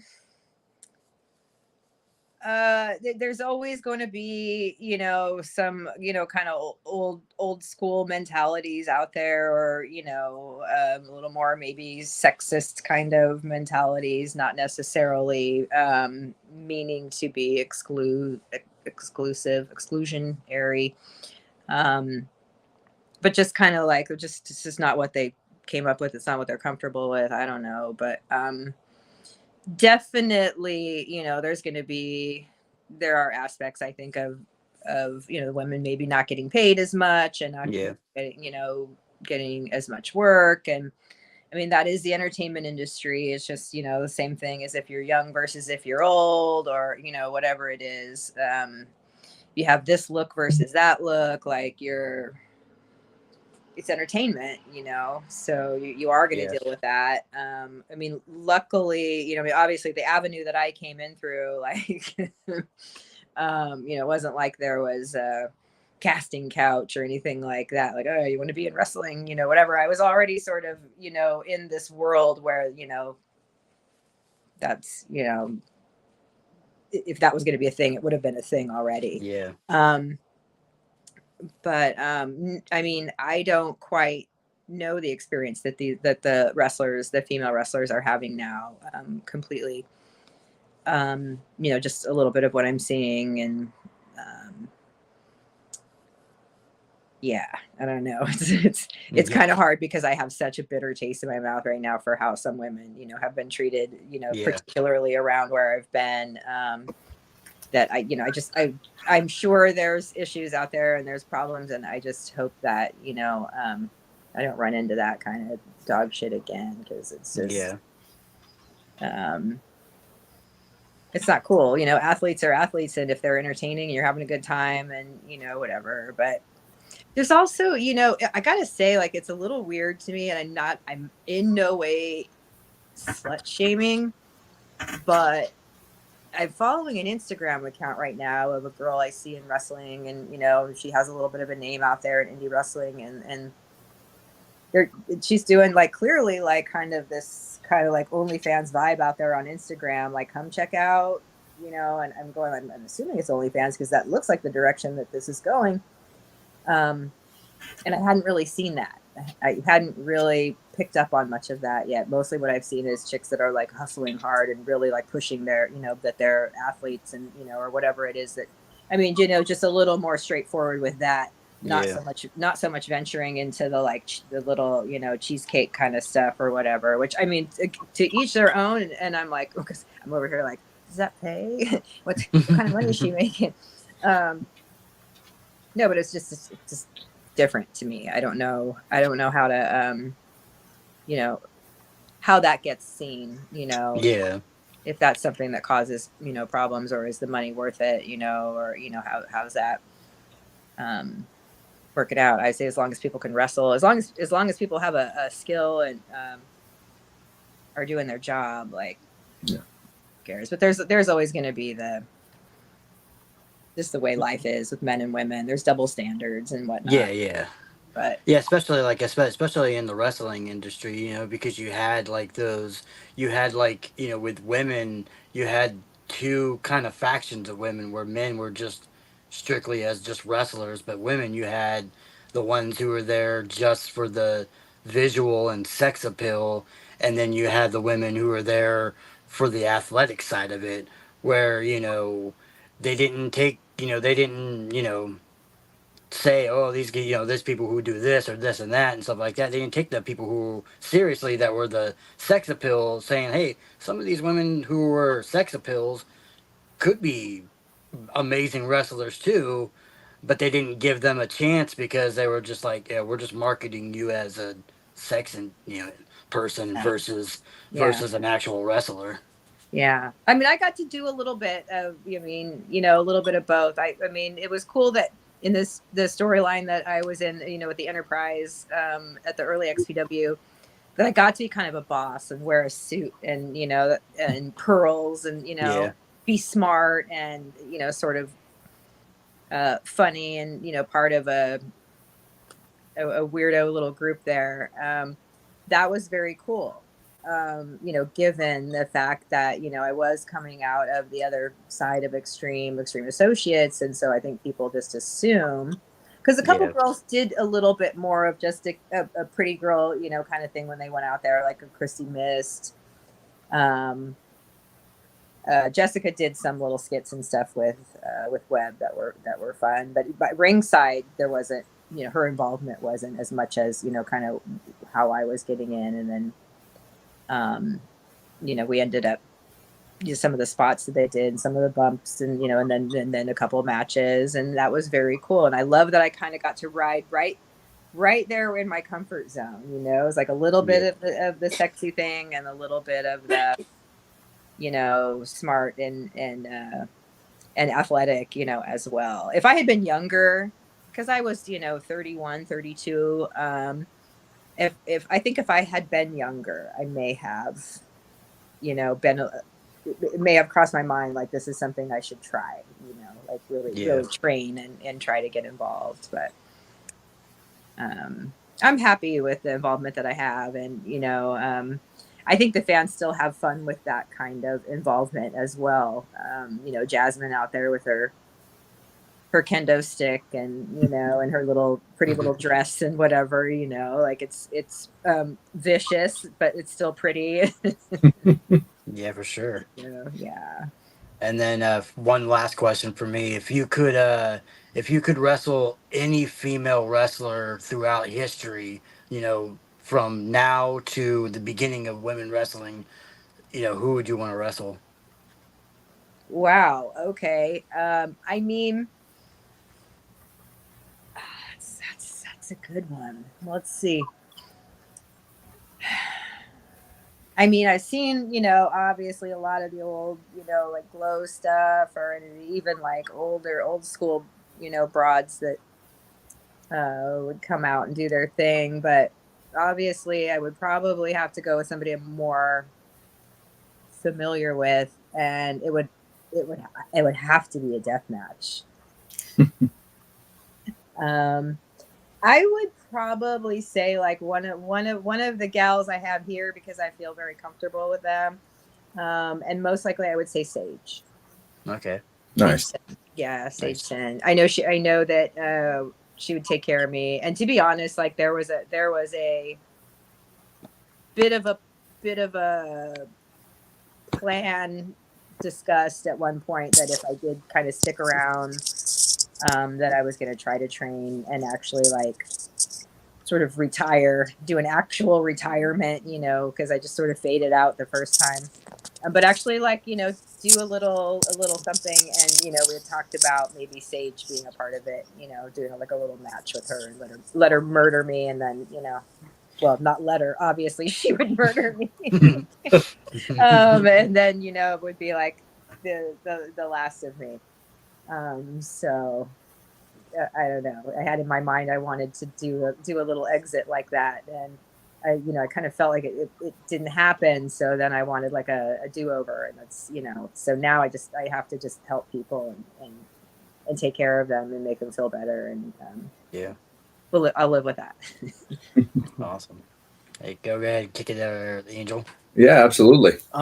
Your favorite wrestling outfit Like that of mine? of any wrestler? Oh, okay. Wow. Who's got great gear? God, I don't know. I don't really know. That's a hard one. Yeah, because I'm just kind of thinking like gimmicks. I don't know. I saw a person wearing like these big white angel wings at WrestleCon, and I just saw them in an ad for something, and I'm not sure what their name is or what their gender specific is, because I think it was a queer like friendly like advertisement that I saw, like whatever the show was, and I was like, oh, that's the one with the angel wings on, big white angel wings, and like this cute little white number. I saw that recently. That looked nice. Yeah, I don't know. And I'm a fashion girl too. Like I like clothes. So you'd think that I'd be like, oh my God, like so-and-so's outfit. But like, I mean, I will say, and I know I keep bringing up my girls, but like Lou Dark's masks are really, really cool. Especially because they've done, she's had it made in different, ones. So I kind of dig when people do that, when they like do their gimmick, but they like mix it, same shape, but different like things. And I tend to like the face paint too. I think that's kind of fun, but no, nothing like spectacular, like, reaches out to me as like the one true, super cool, crazy gimmick. No, that's fine. No, for sure. Like Megan's a big fan of this UK designer. She's got an Instagram page called Wicked Lester, and Okay. she all kinds of clothing and stuff like that. Megan's a big fan of hers, and she's apparently been doing a lot of outfits lately for a lot of female wrestlers and stuff like that. So that's something Okay. a lot of like outfits involving like spikes and chains and stuff like that. So, you know, Megan's been really like into that. It's funny too, because I just sent like ideas and plans to Lizzie and Mark for a couple of new jackets, and one of them's for Megan with all like spikes and chains and stuff. Oh yeah, that's perfect. Yeah, for It's them, like that's really, their jam. yeah, totally, because they made her this bitchin' Michael Myers vest that she loves and was wearing at the New Jersey Horror Con. So she wants to do this more like inspired jacket for a female wrestler that she's a big fan of, to be able to do like kind of a cosplay for that. So it's going to get all like spiked and chained out and stuff like that. And it's funny too, because she and Lizzie just had a phone call recently, and they were like, "Oh, they're so awesome. I love her. I love her." I was like, I knew you guys had hit it off. But yeah, so that's a pretty cool company that we've heard that she's really into, that's getting into like wrestler fashion and stuff like that, is Wicked Lester. Yeah, say we're friends with Kim too, who does a lot of wrestling. Oh yeah. Kim Dilla. Yeah, she does the killer. She does a lot of wrestlers' outfits, like Jericho. She does a lot of musicians' outfits, but she does a lot of wrestling outfits too for a lot of wrestlers. Wow. She makes like their in ring outfits and stuff like that. Yeah. I like, like I said, I like the face paint. I like the one chick in WWE with like the really cool face paint right now. What is her name? Asuka. Yeah. Okay. Yeah. Yeah. Like with like the Japanese like kabuki style paint. Yeah. Mm-hmm. I was like, what? Like, it looks really amazing. Yeah. No, that one's definitely been like super duper cool for sure. But real quick, Ron, Angel, is there anything final from you guys this evening? Because we definitely want to be respectful of Veronica's time. She's given us a lot of great time out of her evening. Are you guys doing good at the moment? Yeah, just thank you for spending 2 hours with us. It was my pleasure. No, I had a good time, which I knew I would. No, 100% for sure. And we definitely also want to circle back around to remind the fans, the Metal Summoners, all of your fans as well, about the GoFundMe that Jasmine St. Clair is in charge of for Necro Butcher. You can find the GoFundMe on our page. It's also scrolling along the bottom as well. And we'll also make sure that we get the links for the T-shirts and to benefit him. Anything that we can do to assist ourselves as well, to help get him as healthy and healed up as possible. So again, we want to thank Jasmine St. Clair for taking that on, but also thank her for popping in and saying hello throughout the show as well. Lizzie, of course, thank you as well for being a part of the show, popping in and showing a lot of love and support to your friend and all that kind of stuff. We always appreciate not only the friends of our guests, but also, of course, the Metal Summoners and the rock and metal community in general. Veronica, we appreciate you very much. Our biggest thing for myself, Angel, and Ron is that you enjoyed yourself, that you felt respected, you enjoyed the questions that were asked, you felt this was worth your time, and that you just had a good experience with us. Absolutely. No, it was wonderful. Thanks, you guys. Absolutely our pleasure. Before we cut you loose, remind everybody, of course, where you can be found, the She's Hardcore brand, just anything socials or merch that you want to plug, by all means, let them know. There's the logo. Yeah, no, I'll get some links up with the merch coming up here soon. But yeah, I'm She's Hardcore everywhere. So Facebook, Instagram, YouTube, Twitter. What else is there? I don't know. .com. I got the .com too. Yes.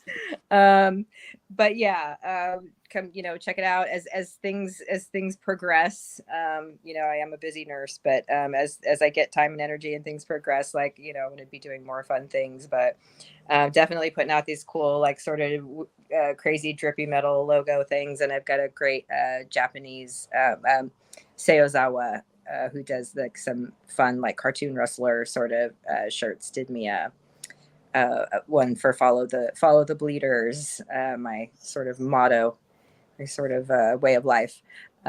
So yeah, there's a lot of like little fun stuff, you know, that'll be happening, and then some serious, good, helpful, healthy stuff along the way too. So check it out. And yeah, just like easiest thing right now is the gram. Come see me on Instagram. She's hardcore. And I look forward to it. Look forward to doing more. Just having a good time and getting out there and talking to cool people like yourselves. No, absolutely. No, thank you very much, Veronica. We appreciate it for sure. Of course, reach out anytime if there's anything that we can do to if you have something that you want to push or anything that you want to, promote or whatever like that. Don't be shy. Let us know anything that myself, Angel, or Ron can help with. We're more than happy to do that. So thank you again very much for your time. Very much appreciate it for sure. Metal Summoners, thank you guys so much. I mean, you guys help keep the show rocking and rolling and having great conversations like the one that we had tonight. You can follow Ron on his pages, both on Instagram and on Facebook. You can find him under Ron S. You can find Angel at Angel Alamo 78 on Instagram. You can also find him on Facebook as well. You can also reach out to him for hosting or anything involving interviews and stuff like that at angelalamo@gmail.com. You can also find me on Instagram at salem.vampire for anything that I'm involved in, whether it's the Metal Summit or Vampire and Devil podcast, which I do with Ron. So don't be shy. Reach out to us. Anything that we can do to boost up the scene and help everything out, we're all for it. But most importantly, make sure that you're following the Metal Summit on both Facebook and YouTube, because that's where these shows are live. This is where you can see them, and this is where you can watch the conversations like we had tonight. But on behalf of the hardcore healer, Veronica Caine, we thank her so much for her time this evening. And on behalf of the Metal Summit and Empire Extreme, we appreciate, and on behalf of Angel Alamo and Ron S. and myself, thank you guys so much. Take care of each other. Have yourselves a great weekend. But even before the weekend, we got another episode of the Metal Summit coming up for you guys on Friday. You guys have seen the announcement. We're going to have Anoxia's Crystal James joining us, and we're very much looking forward to that conversation and more great times and another great episode. So take care. Have a great few days. We'll see you guys in a couple of days for a brand new episode. Take care. Have a great one. This is the Metal Summit and Veronica Caine signing off. Take care.